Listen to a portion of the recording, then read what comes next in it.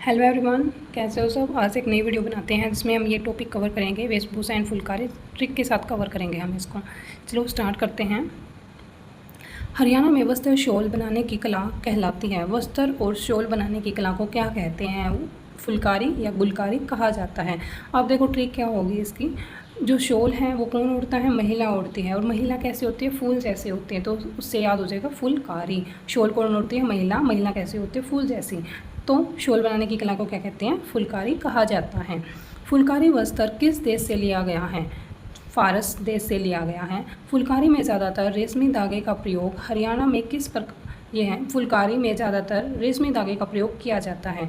जो महिलाओं के बाल हैं वो कैसे होते हैं? रेशमी होते हैं। तो उससे याद हो जाएगा फुलकारी में रेशमी धागे का यूज़ किया जाता है। हरियाणा में किस प्रकार की फुलकारी सफ़ेद रंग के कपड़ों पर की जाती है जिसे अधिक उम्र की महिलाएं पहनती हैं या ओढ़ती हैं? तो दैट इज़ कॉल्ड थिरिमा फुलकारी, जो कि सफ़ेद वस्त्र पर की जाती हैं और अधिक उम्र की महिलाएं ओढ़ती हैं। तो इसे याद कर लो, थ्री माँ फुलकारी को। तेरी माँ की माँ, तेरी माँ की माँ ज़्यादा उम्र की होगी तो अधिक उम्र की महिलाएं ओढ़ती, तो दैट इज़ कॉल्ड थ्री माँ फुलकारी।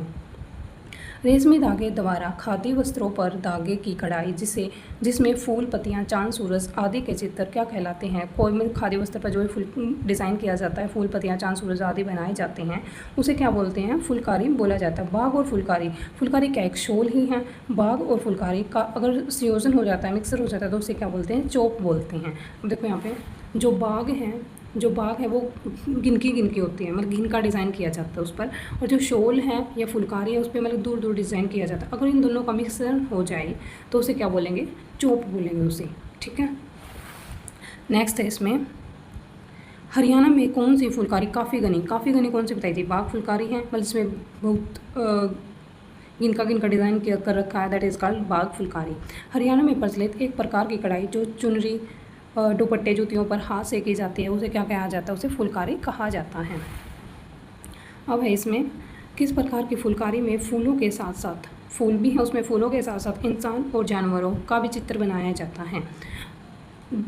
क्या कहते हैं उसे? दर्शन द्वार फुलकारी कहा जाता है। इस फुलकारी को मंदिर और गुरुद्वारों में भी चढ़ाया जाता है। अब इसकी ट्रिक क्या हो जाएगी? जिसमें देखो इंसान है और जानवर है, दोनों आमने सामने खड़े हैं, तो जो जानवर है वो इंसान को छोड़ेगा थोड़ी, मार देगा। तो जो जानवर है वो इंसान को वहीं के वहीं भगवान के दर्शन करा देगा। तो दर्शन करा देगा, तो दर्शन द्वार फुलकारी। और तो हमें दर्शन करने के लिए, भगवान के दर्शन करने के लिए मंदिरों में जाना पड़ता है। तो इससे क्या हो जाएगा? यहाँ पे जहाँ इंसान और जानवर दोनों एक साथ बने होंगे तो मंदिरों में जाना नहीं पड़ेगा, वहीं के वहीं दर्शन हो जाएंगे। मंदिरों और गुरुद्वारों में चढ़ाया जाता है। हरियाणा में किस वस्त्र को सुहाग का प्रतीक माना जाता है? तो फुलकारी को सुहाग का प्रतीक माना जाता है। जो और भी थी, जो फुलकारी थी वो खादी के वस्त्र पर भी की जाती है, सफ़ेद वस्त्र पर भी। पर जो सुहाग का प्रतीक है उसके वो जो बनाई जाएगी, तो फुलकारी जो डिज़ाइन किया जाएगा वो सूती और सिल्क के कपड़े पर ही किया जाएगा। हरियाणा में फुलकारी वस्त्र कला का विकास 15वीं शताब्दी में हुआ था। नेक्स्ट है कि कौन सी फुलकारी में कांच व दर्पण का प्रयोग किया जाता है जो पीले स्लेटी नीले धागे के साथ कपड़े में सिल दिया जाता है? दैट इज़ कॉल्ड दमाज फुलकारी। अब देखो कांच और दर्पण दोनों लगे हुए हैं उस पर, और पीले स्लेटी नीले धागे से उन्हें सील रखा है। तो क्या अगर वो चुनरी ओढ़ ली तो क्या नाचते जावे हैं, छम छम बाजे कांच का सूट पहनकर। छम छम बाजे वाले छम छम भाग रही है कांच का सूट पहनकर। छम छम से क्या होगा? छमास फुलकारी। नेक्स्ट है इसमें, शादी के दौरान राज्य में दादी या नानी के द्वारा दुल्हन को दिया जाने वाला लाल रंग का वस्त्र जिसका धागा सुनहरे पीले रंग का होता है उसे क्या कहते हैं? बाग या चौप फुलकारी कहा जाता है। मतलब बाग भी हो सकता है और चौप भी हो सकता है, दोनों का मिश्रण भी हो सकता है, या खाली बाग भी हो सकता है। नेक्स्ट है, हरियाणा में पुरुषों का प्राचीन वेशभूषा कौन सी है? तो धोती कुर्ता है। महिलाओं की कौन सी है? दामन कुर्ता है। हरियाणा में पुरुषों के द्वारा सिर पर बांधे जाने वाला हल्का सूती जो वस्त्र है उसे क्या बोलते हैं? खंडवा बोलते हैं।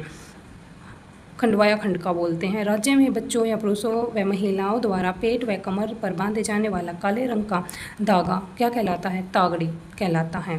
नेक्स्ट है, हरियाणा में बारीक सूत की मजबूत बड़ी चादर को जाड़े में ओढ़ी जाती है उसे क्या कहा जाता है? बारीक सूत की। एक होती है मोटे सूत की, एक होती है बारीक सूत की। जो बारीक सूत की है उसे बोलते हैं दोहर। अब जो बारीक ही है मतलब बहुत पतली है उसे दोहर, कि दोहरा मतलब डबल करके ओढ़ते हैं तो उसे बोलते हैं दोहर।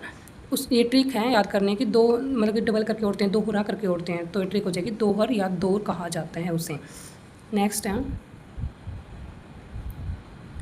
मोटे सूत की मोटी चादर जो सर्दियों व गर्मियों ये दोनों में ओढ़े जाते हैं उसे बोलते हैं खेस, और जो खाली सर्दी में ओढ़े जाते थे उसे बोलते हैं दोहर या दौर। हरियाणा में रुई भरकर बनाई गई कमरी या जैकेट जो जाड़े में पहनी जाती है क्या कहलाती है? दैट इज़ कॉल्ड मरजई। अब इसकी ट्रिक क्या होगी? कमरी जैकेट मतलब कमर तक ही पहनी जाएगी ना वो। अब इसकी ट्रिक होगी कमर तेरी पतली पतली मर जाएगी। कमर तेरी पतली है तुम मतलब इतनी पतली है कि तुम मर जाएगी, तो मर जई हो गया। नेक्स्ट है हरियाणा में एक लंबा पटका नुमा गर्म कपड़ा जो सर्दियों में गर्दन पर लपेटा जाता है क्या कहलाता है? मफलर या गुलीबंद कहलाता है। हरियाणा की पारंपरिक वेशभूषा में फरगल क्या है? फरगल है बच्चों की टोपी, ये भी एग्जाम में आया था। बच्चों की टोपी फरगल कहलाती है। रंग बिरंगी में जिसमें झालर लगी होती हैं वो वाली टोपी उसे बोलते हैं बच्चों की टोपी। फरगल में ऐसे क्वेश्चन ऐसे भी आ सकता है बच्चों की टोपी को क्या कहा जाता है? तो फरगल। फरगल में ऐसे रहेगा फरगल क्या है? बच्चों की टोपी है, घाघरा है, कुर्ता है या कुछ आभूषण हैं, ठीक है, इस तरीके से भी आ सकता है। हरियाणा में किस वस्त्र को इज्जत का प्रतीक माना जाता है? तो पगड़ी को इज्जत का प्रतीक माना जाता है। हरियाणा में विवाह पर चढ़ाया जाने वाला रेशमी ओढ़ना क्या कहलाता है? रेशमी ओढ़ना विवाह पर चढ़ाया जाता है तो उसे बोलते हैं डी माच। डी माच।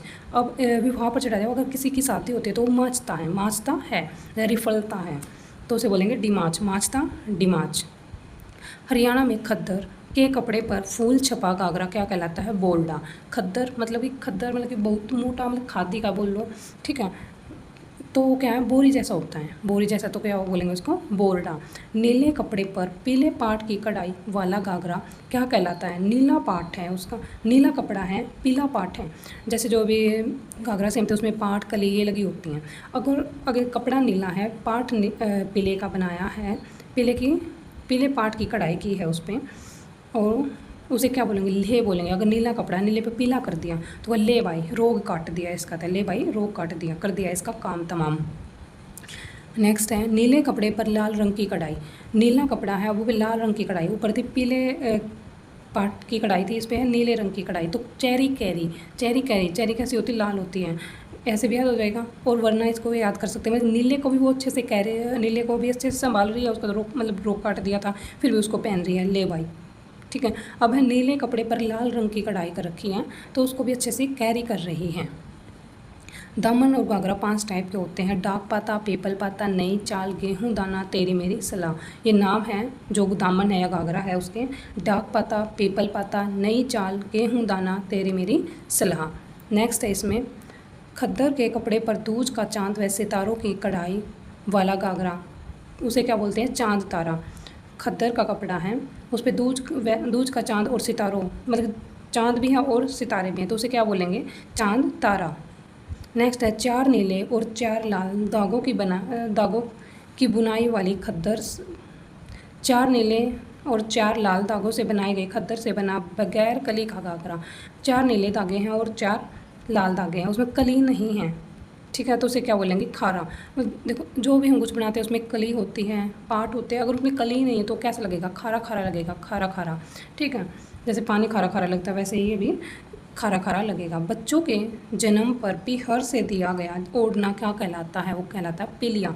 जब पिलिया आता है तो जो महिला है वो उसे ओढ़ कर कुआं पूजने जाती है तो उसे क्या बोलते हैं? पिलिया। नेक्स्ट है कढ़ाई किया गया सोल, जिस पे कढ़ाई कर रखे उसे दोसाला या सोपली के नाम से जाना जाता है। छोटे बच्चों का पहनावा जुगला, छोटे बच्चों की टोपी का कहलाती है फरगल, और जो उनका पहनावा है उसे क्या बोलते हैं? जुगला बोलते हैं। खद्दर की रजाई को बोलते हैं सोड। सैनिक फैशन की पगड़ी सैनिक फैशन की पगड़ी सैसे सैनिक, सैसे साफा, साफा बोलते हैं। राजपूत डंग की पगड़ी को पाग बोलते हैं। राजपूत पैसे पाग।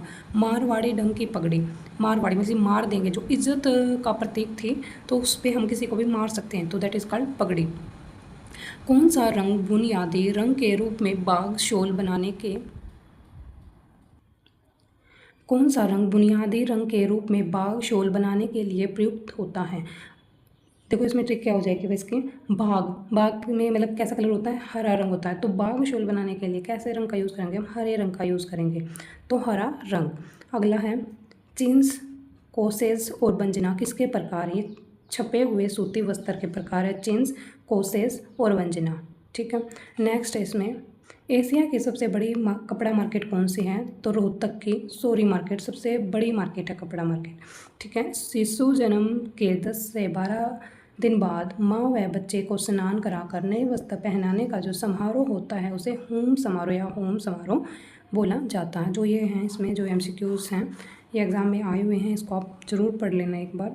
तो ये थी आज की वीडियो, आपको पसंद आई हो तो लाइक करना।